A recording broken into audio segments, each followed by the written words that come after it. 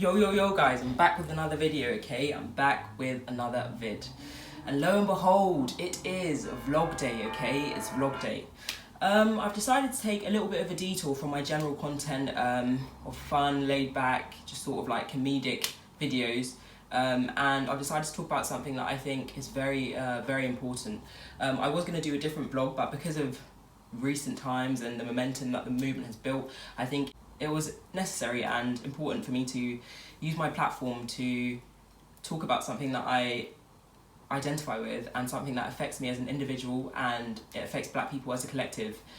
So yeah, why not? I think we will delve into a lot of different things that have been experienced. I will be talking about the two protests that I went to.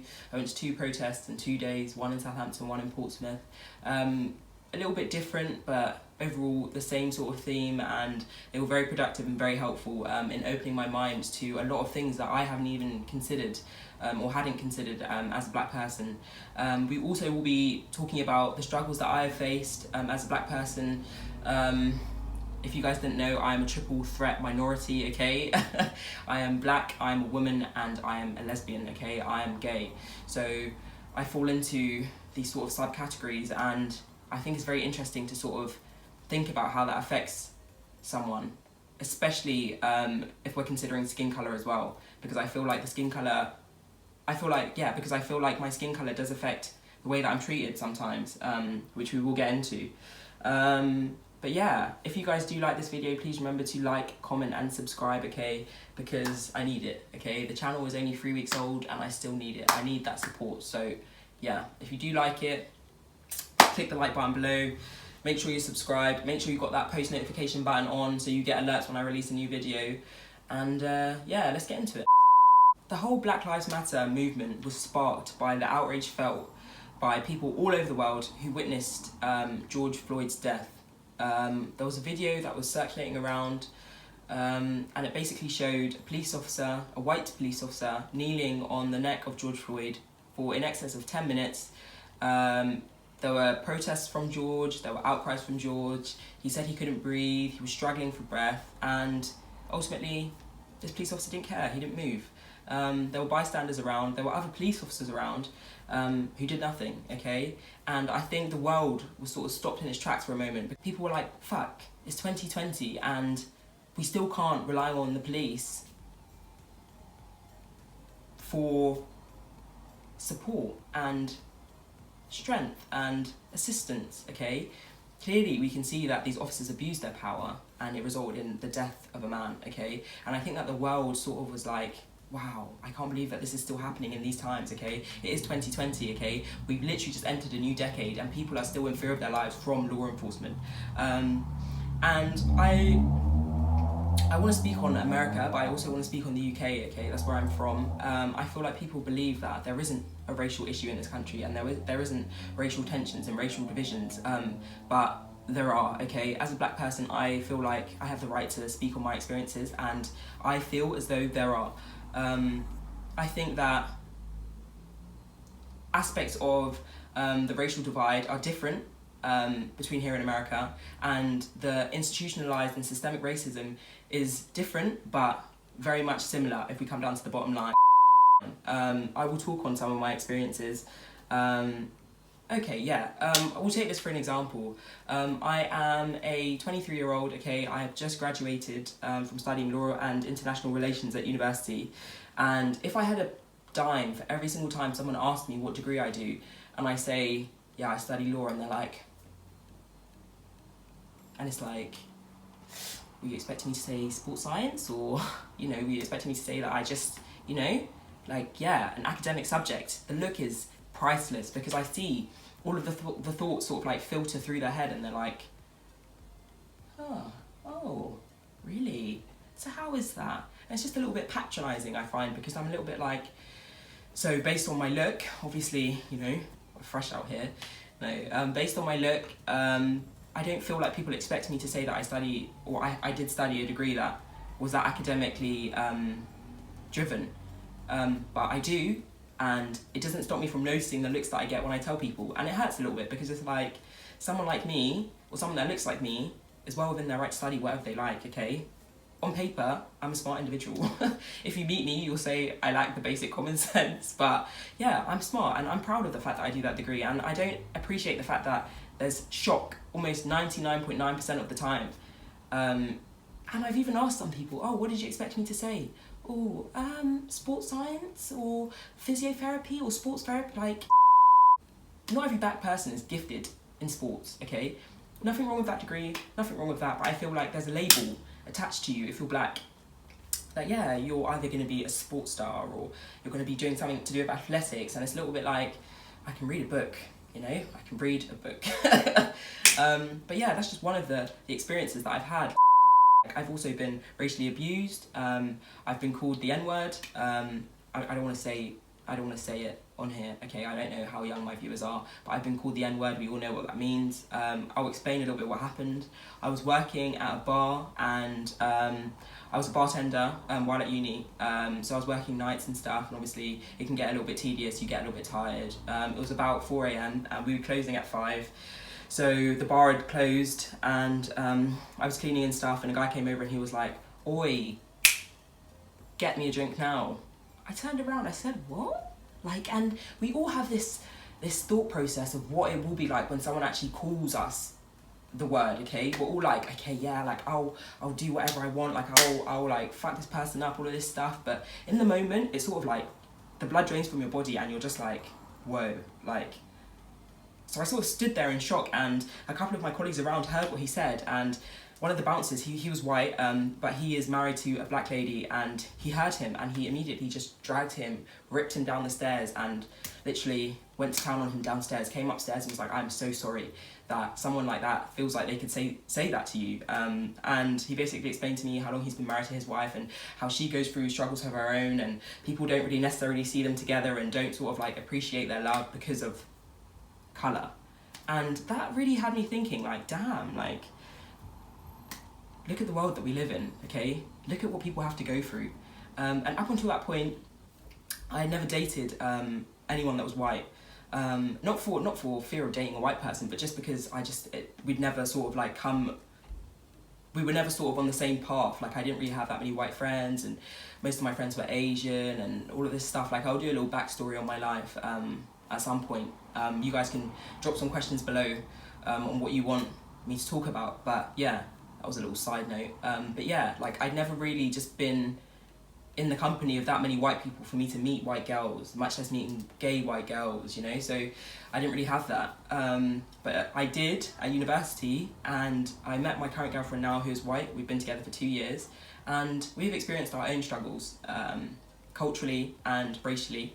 And what can I say? Like, it's been a very like heartwarming experience to have her by my side through this whole situation.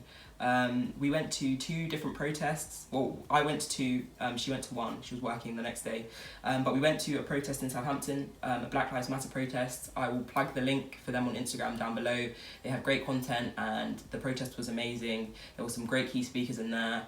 And yeah, you should definitely take a look. Yeah, we basically went to this protest in Southampton, which you guys will be able to see here. There was a lot of people, a lot of support, and it was the first time that I'd ever gone to a protest, and the same for my girlfriend.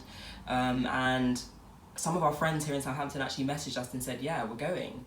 And I was like, wow, okay, like, I haven't even actually had to say anything. Like, these people just, they have gravitated towards the situation because they you know, they feel something about it. They feel strongly about it. And it isn't just necessarily because I am the only black friend in the group. It's because they agree and they empathise and they want to show support. And it meant the world to me that so many people that I knew, I saw them there. And I actually messaged quite a few of them afterwards, and I was like, wow, like, I'm actually like, I feel like my heart is warmed, like my blood is warm, like I feel happy that I saw you there, and I didn't need to ask for it. The support was just there. And it wasn't necessarily for me, it was for the collection as a whole, but I felt happy with the outcome.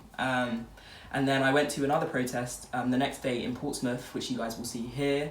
There were basically just some key speakers telling their stories and sharing what their experiences were, and I felt like it was very, very eye-opening for me to see that I don't live in this bubble, and I'm not the only one that sort of experiences this under the radar. A whole collective of people experience this daily, on a daily basis, and yeah, like there's just so many injustices, and it was ironic for me because I have studied law, and I have seen how hard it is to get justice in this country, and not necessarily that the law is against you, but it isn't for you. Okay, so unless you deeply understand it, this brings me on to my next point. Okay, when the movement started to gain momentum, and there was a few weeks on Instagram where all you saw was Black Lives Matter. We had the Blackout Tuesday, everyone showed their solidarity, they posted the blackout screen, but didn't really do anything else. We had a lot of people that were very vocal in showing the injustices that they were seeing online, and they wanted to share it with as many people as possible. I was probably one of those people. Okay, I was outraged by what I was seeing, and I was like, I feel like I'm gonna push this onto my followers regardless of whether they want to see it or not, hoping that everyone would be able to empathise and be like, yeah, I support the cause, I'm going to sign that petition that you've shown me, or I'm going to look at this video that shows great injustice. But some people were all for it, and I would say about 70% of my following were open-minded and willing to learn, and didn't take the defensive stance of being like, okay, well, I'm not racist, so this doesn't affect me. But I will say that other 30%, I was extremely disappointed with how they received the information that was being given to them. Okay, quite a few people chose to say nothing, and that led to me unfollowing them. And then I sort of released a little rant video, basically saying that silence is not enough for me anymore, and I'm a little bit upset and appalled by how some people have acted. Some people haven't chosen to reach out, or some people haven't chosen to show the fact that they are seeing, because it was on Instagram, it was everywhere. Okay, there wasn't a place that you could go social media wise and not see the Black Lives Matter hashtag or the movement or a video. And so for me it felt like, if you were seeing all of this and you chose to stay silent, knowing that we were friends, because some of these people I actually consider friends, they're not just online people that I don't know, yeah, and they chose to say nothing, for me that was an instant goodbye. And I have to let it be known, you know, like I'm not afraid of losing people that are just there for the ride. Okay, if you support the cause, then by all means get on the train, you know, but if you're just trying to jump on the bandwagon, then leave it out, as far as I'm concerned. And I'll actually show like a little screenshot of my following. So I'll show a screenshot now. This was when the whole movement started, and I had about 800 followers, and now I have about 600. So you guys can see the sheer amount of people that didn't want to hear what I had to say, and didn't want to be a part of the movement, and couldn't be bothered to repost or listen or read or sign a petition. And it shows, because sorry guys, I just realised that the camera that I was using before actually died, but where was I? I think I was talking about the fact that I lost so many Instagram followers, and how sort of eye-opening that was for me, because I sort of realised that you can't convince everyone, and not everyone that you consider a friend actually has the same like beliefs and values that you live your life by, and that really separates me from a lot of people, because if you don't believe in what I believe in, then it's hard for me to consider you a friend. And I say that with the most open of minds, because obviously all of my friends they're not exactly like me, but we do share core beliefs, and I think that's very, very important.